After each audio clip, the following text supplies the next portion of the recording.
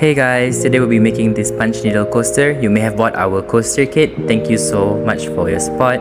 In the kit, you will receive the yarns according to your design, the punch needle, and the monk's cloth that we already drew the design on and stretch it to the hoops. And you also will receive the felt for the backing of the coaster. Extra tools you need would be a pair of scissors and hot glue gun. So first thing first, I usually stretch the fabric to the hoop. So just make sure it's taut and properly stretched. If not, your yarn will unravel.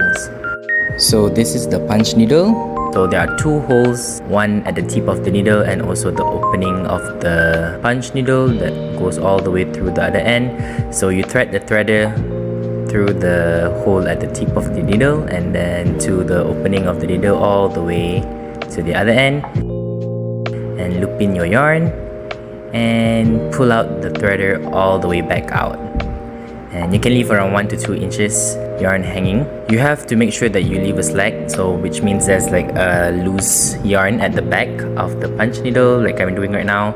So just making sure there's a slack. If not, again, your yarn won't stay, it will just unravel.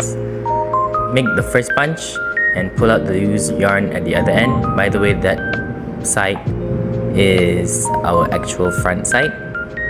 So once you do the first punch, we can just start punching, going around the area.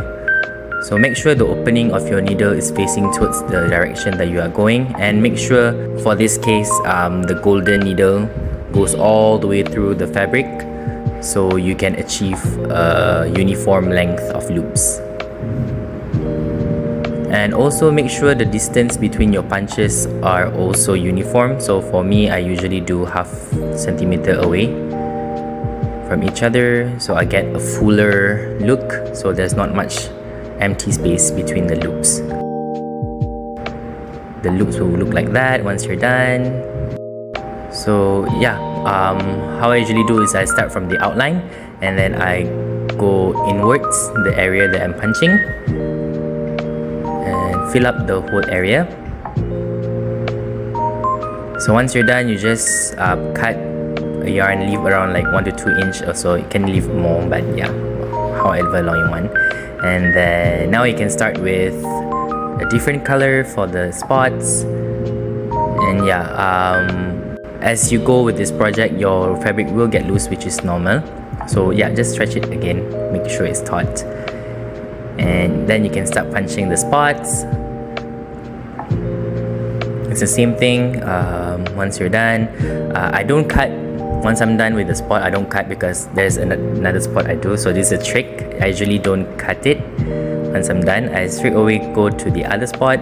I just hold the base of the last yarn that I punched, and then I pull out extra yarn so it goes all the way to the other spot and start punching. I don't have to cut. So this just save time. I'd say it's more efficient, and I prefer this method anyway.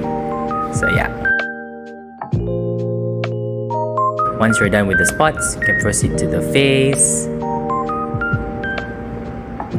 And yeah, cut the yarn loose, and for the backing, you just cut the yarn flush to the back, and also cut the loose yarn at the front, on the front side, flush to the loops. And here I like to see, you know, it's a bit messy, like the spots doesn't look like spots, it's so messy. So I like to use my punch needle to move around the yarn and untangle any twisted yarns that come together and make them look neat. So you can also trim the loops that's a bit longer than the rest of your loops, just make them more uniform and nice looking. So once you're satisfied with that, you can move to the eyes, which is the black yarn, and you just poke out. For the eyes, I made like 7 punches. So the first punch, the second punch, third, fourth, and I go back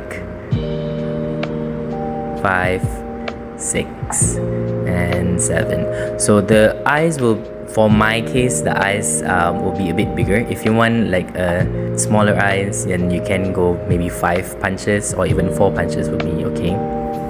So once I'm done with the eyes, I just move around again the yarn, make them look neat. So you can see the eyes is a bit bigger. If you want a smaller eyes, you can punch less. So yeah, I trim so they look flush and look more smaller. And there you have it. Once you're satisfied, it will look like that. It should look like that. So once you're satisfied, you just remove the hoop and cut the fabric. Now you can leave around 1 inch fabric hanging, and then I like to snip the sharp corner so it's easier to fold in the fabric like that. And yeah, take your hot glue gun and glue the edge of the design and fold in your monk's cloth.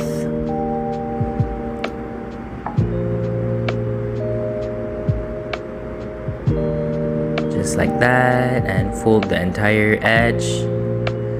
And yeah, you can put more hot glue as needed, as much as you need it. And once you're done with the edge, I like to drown my design again with the hot glue and press the felt onto the back. I like to press quite long until the glue cools down, so the coaster will dry flat. And then I take more hot glue and glue the sides and cover it with felt, just to cover up the monk's cloth so it looks more professional. So just do the entire thing once you're done, and then cut the felt flush to the edge of your design. And make sure your felt also there's no jagged cut. And yeah, once you're done, your coaster should look like this. Thank you so much for watching. I hope you guys find this video helpful. Bye bye.